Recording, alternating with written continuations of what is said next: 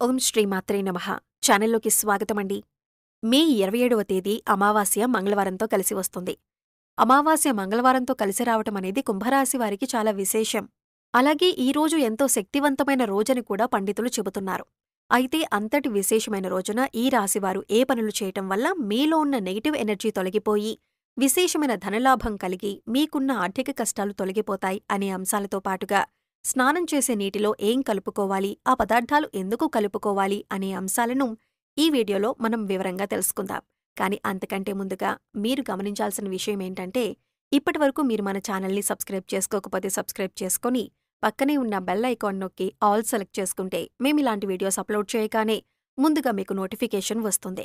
ఇక వివరాల్లోకి వెళ్ళిపోతే, ముందుగా అమావాస్య రోజు ఏ పనులు చేస్తే అదృష్టం కలిసొస్తుందో, ఏ పనులు చేస్తే దురదృష్టం కలుగుతుందో తెలుసుకుందాం. అమావాస్య చాలా శక్తివంతమైంది. అమావాస్య రోజు కొన్ని పనులు చేస్తే అదృష్టం బాగా కలిసొస్తుంది. అమావాస్య రోజు ఎవరైనా సరే సూర్యోదయానికి పూర్వమే తలస్నానం చేయాలి. తలంటూ స్నానం చేయకూడదు. తలస్నానం అంటే కేవలం నీళ్లు తలమీద పోసుకుని తలస్నానం చేయాలి. ఈ తలస్నానం చేస్తే చాలా మంచిదే. అమావాస్య రోజు మధ్యాహ్నం పూట నిద్రపోకూడదు. మధ్యాహ్నం పూట నిద్రపోతే దరిద్రం చుట్టుకుంటుంది. ఈ రోజు విశేషంగా లక్ష్మీ పూజ చెయ్యాలి. అమావాస్య రోజు చేసే లక్ష్మీ పూజను ఐశ్వర్య లక్ష్మీ పూజ అంటారు. ఈ పూజ చేయటం వల్ల ఆర్థిక సమస్యలన్నీ తొలగిపోతాయి.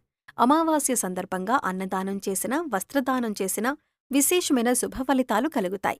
అలాగే అమావాస్య సందర్భంగా ఎవరైనా సరే ఎడమకాలికి నల్లదారం కట్టుకుంటే చాలా మంచిది. అమావాస్య రోజు ఎడమకాలికి నల్లదారం కట్టుకుంటే ఎదుటివాళ్ల ఏడుపులేవి మీ మీద పనిచేయవు. నరదృష్టి ఉండదు, నరపీడ ఉండదు, శత్రు బాధలు తొలగిపోతాయి.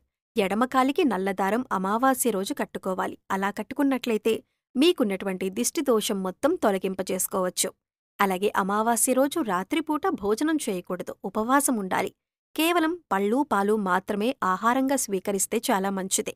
అలాగే అమావాస్య అంటే సూర్యుడికి చాలా ఇష్టమైన రోజు. అందుకే ఎవరైనా సరే అమావాస్య సందర్భంగా సూర్యుడికి ఆర్ఘ్యమిస్తే, అంటే సూర్యుడికి నీటిని సమర్పిస్తే జాతక దోషాలు తొలగిపోతాయి. అంటే రాగి చెంబులో నీళ్లు తీసుకొని ఆ నీళ్లల్లో ఎర్ర పుష్పం, చిటికెడు కుంకుమ పువ్వు, కొద్దిగా గంధం కలిపి తూర్పువైపు తిరిగి ఓం సవిత్రే నమః అంటూ 12 సార్లు జపించి సూర్యభగవానుడికి ఆర్ఘ్యమిచ్చినట్లయితే విశేషమైన ఫలితాలు కలుగుతాయి. అమావాస్య సూర్యనారాయణమూర్తి పుట్టినరోజు కాబట్టి సూర్యుడి అనుగ్రహం వల్ల సకల శుభాలు కలుగుతాయి. అలాగే పితృదోషాలు, పితృశాపాలు తొలగిపోవటానికి అమావాస్య రోజు ఒక ప్రత్యేకమైన విధి విధానం పాటించాలి. మీకు దగ్గరలో రావి చెట్టు ఉన్నట్లయితే రావి చెట్టు దగ్గరికి వెళ్లి రావి చెట్టు మొదట్లో ఆవాల నూనె అంటే మస్టర్డ్ ఆయిల్ ప్రమిదలో పోసి 8 ఒత్తులు విడిగా వేసి దీపాన్ని వెలిగించాలి. అమావాస్య రోజు ఎవరైతే రావి చెట్టు దగ్గర ఆవాల నూనె దీపం పెడతారో వాళ్లకున్నటువంటి పితృదోషాలు, పితృశాపాలు తొలగిపోతాయి. అలాగే అమావాస్య సందర్భంగా నవధాన్యాలకు సంబంధించిన ఒక ప్రత్యేకమైన పరిహారం పాటిస్తే లక్ష్మీ కటాక్షం చాలా సులభంగా కలుగుతుంది. నవధాన్యాలు అమావాస్య రోజు నానబెట్టి వాటిని లక్ష్మీదేవికి నైవేద్యంగా సమర్పించి ఆ తరువాత ఆ నవధాన్యాలు ఎక్కడైనా పరిశుభ్రమైన ప్రదేశంలో చల్లాలి. కొన్ని రోజుల తర్వాత ఆ నవధాన్యాలకు మొలకలు వచ్చాక ఆ మొలకలు వచ్చిన నవధాన్యాలు గోవుకాహారంగా తినిపించాలి. అమావాస్య రోజు నవధాన్యాల పరిహారం పాటించటం ద్వారా ఆర్థిక ఇబ్బందుల నుంచి సులభంగా బయటపడవచ్చు. అమావాస్య సందర్భంగా ఈ ప్రత్యేకమైన విధి విధానాలు పాటించండి. అమావాస్య రోజు కామ్యకర్మలేవి చేయకూడదు. అంటే కోరిక కోరుకుని చేసేటటువంటి కార్యక్రమాలేవీ కూడా చేయకూడదు.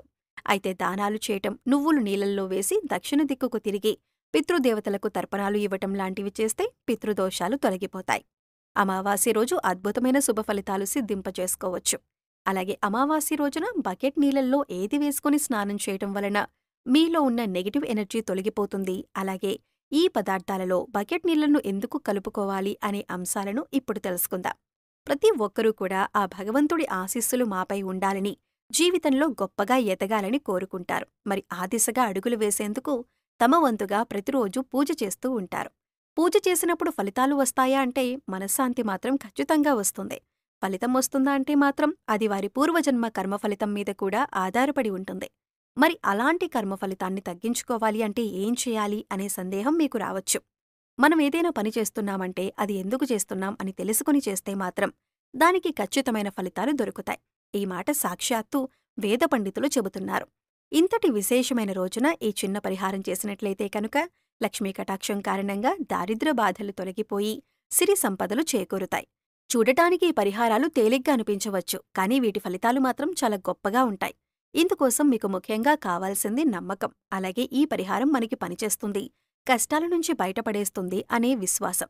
పరిహారంలో భాగంగా ముందు స్నానం చేసే నీటిలో ఏమేమి కలుపుకుంటే మీకు లక్ష్మీదేవి అనుగ్రహంతో సిరి సంపదలు పొందుతారో చూద్దాం. అంతేకాదు వాటిని ఎందుకు కలుపుకోవాలి అనే విషయాన్ని కూడా తెలుసుకుందాం. ఈ సృష్టిలో ప్రతి ఒక్క పదార్థానికి కూడా ఒక ప్రత్యేకత ఉంటుంది. అంతేకాదు మనం కనుక మనసులో బలంగా సంకల్పించుకుంటే ఆ పదార్థంలో ఉన్న గుణం ప్రత్యేకమైన పదార్థాలతో చేర్చి ఉపయోగించటం వల్ల మన సంకల్పాన్ని భగవంతునికి చేరవేస్తుంది. కానీ ఈ పరిహారాలు తేలిగ్గా ఉన్నాయి కదా చేసేద్దాం అని చేయటం కాదు, మనస్ఫూర్తిగా నమ్మి చెయ్యాలి. అప్పుడే మీకు సత్ఫలితాలు వస్తాయి. ఇక ఇంతటి విశిష్టమైన అమావాస్య రోజు ఈ రాశివారు ఉదయాన్నే నిద్రలేచి చక్కగా స్నానం చేయండి.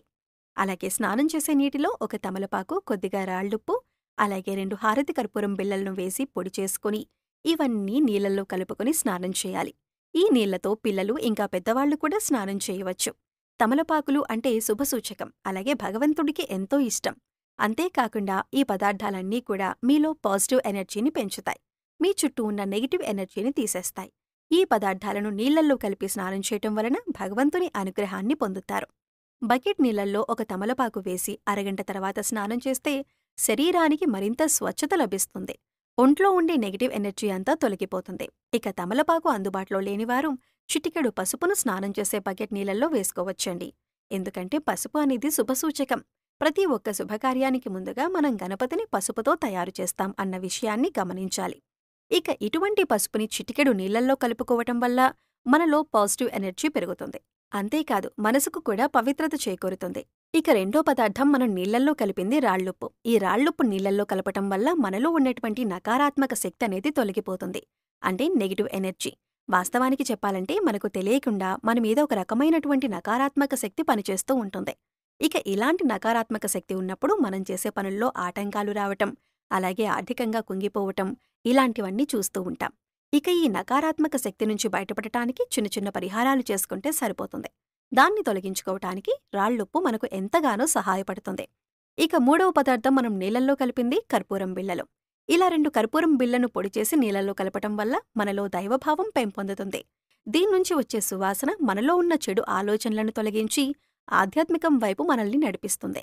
సో చూశారు కదండి, మే 27వ తేదీ మంగళవారం అమావాస్యతో కలిసి వచ్చిన రోజున ఈ రాశివారు ఏ చిన్న పరిహారం చేయటం వల్ల వారి జీవితంలో ఉండే కష్టాలు, నష్టాలు అన్నీ తొలగిపోతాయి అనే అంశాలతో పాటుగా అమావాస్య రోజు స్నానం చేసే బకెట్ నీటిలో ఏది కలుపుకొని స్నానం చేయటం వల్ల నెగిటివ్ ఎనర్జీ తొలగిపోయి ఆర్థికంగా అభివృద్ధి చెందుతారు అనే అంశాలను ఈ వీడియోలో మనం వివరంగా తెలుసుకున్నాం కదా.